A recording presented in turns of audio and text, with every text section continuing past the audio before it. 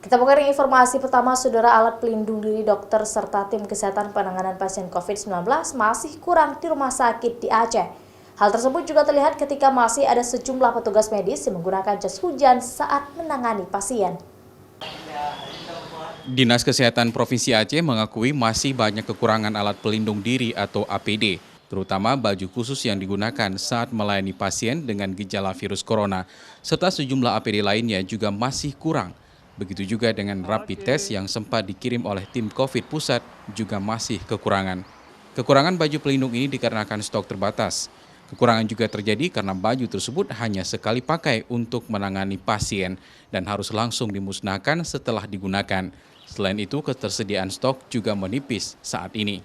Sebenarnya belum mencukupi, tapi ini masih pengiriman tahap pertama dan insya Allah kita push dulu di 13 rumah sakit yang ditunjuk melalui SK pusat dan SK gubernur, dan tidak kita tinggalkan juga rumah sakit yang ada di kabupaten kota yang lainnya juga kita distribusikan. Dinas Kesehatan Provinsi Aceh saat ini terus berusaha mencukupi APD ke seluruh rumah sakit rujukan maupun rumah sakit lainnya di Provinsi Aceh, termasuk pelayanan di puskesmas.